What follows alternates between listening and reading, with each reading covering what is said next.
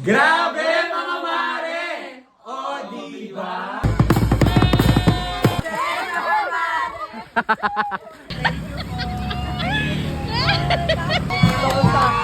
Ganda! Ganda! Be mga mare! O diba? Mga judge ano? Wow! Grabe mga mare, ito nga ang ilang kaganapan ng hambugera. Saan naganap nga ng Flores de Mayo? Dito nga lang yan sa Barangay San Francisco, Victoria, Laguna. O diba?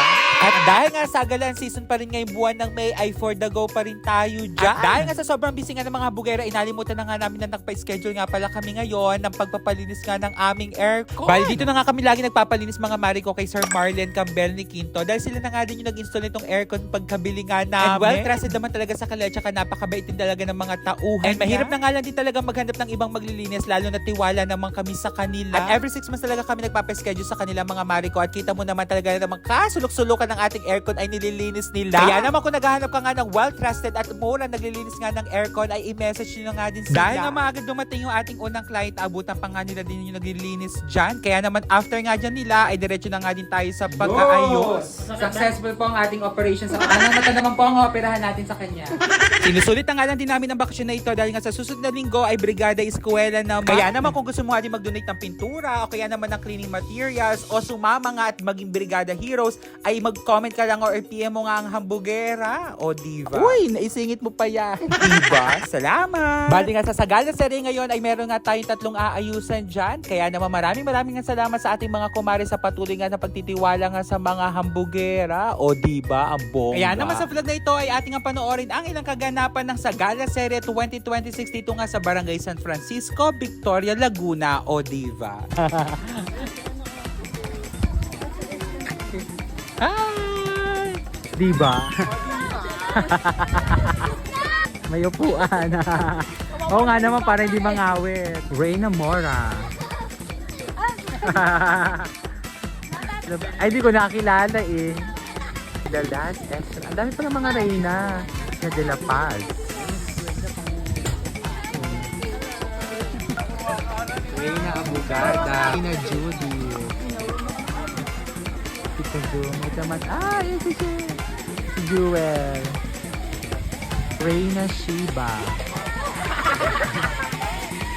Reyna O diba? Reyna Emperatriz. Reyna Candelaria. Ayoko naman ang iwanan. Naiwan na eh. Reyna ng Sinag-Araw. Ang dami ng bugera.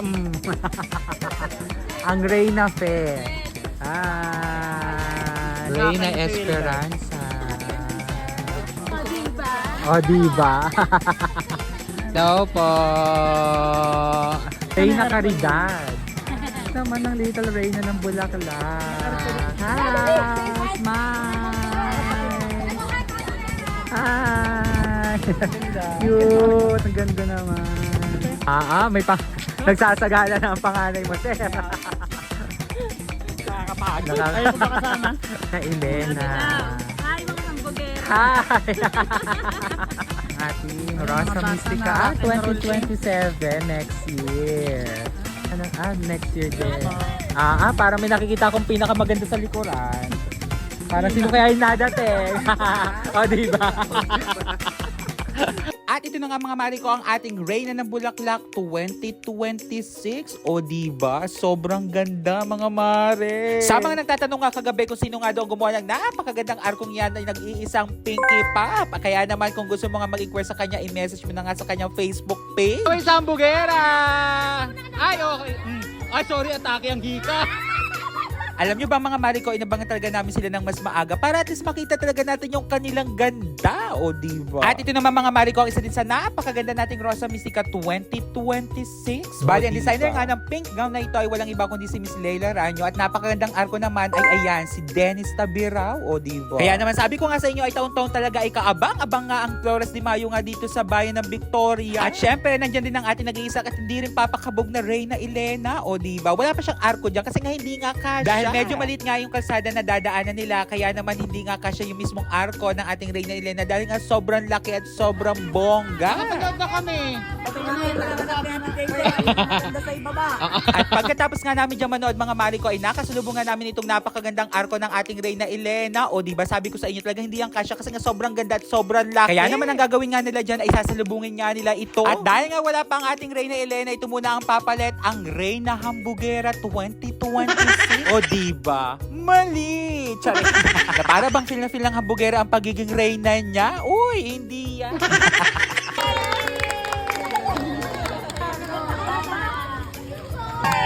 Mga judge, ano?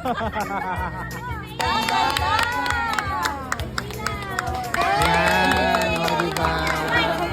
At dahil nga napachismis pa tayo mga mari ko, ay naabutan na nga lang din natin itong mga nagsasagala ulit. Okay na din naman, at least makita natin yung ating mga nagagandahan ng mga arko. Kasi meron pa yung mga pailaw-ilaw, o diba? O kita nyo naman talaga, diba? Bongga talaga dito sa bawat barangay nga dito sa Victoria. Kaya naman kaabang-abang din yung ibang barangay dito sa katulad ng Pagalangan. Syempre din ng San Roque, hindi rin yan sila mga papakabong. Mga mari ko, ang pinakaantay nating lahat, ang makita natin ng napakaganda nating Reyna Elena 2026. O diba? Kita mo naman na talaga namang bagay sa kanya yung white gown, tsaka yung kanyang pure white na arko na ang bango-bango at ang linis nga tignan. Syempre, designed by one and only Dennis Tabirao, o diba?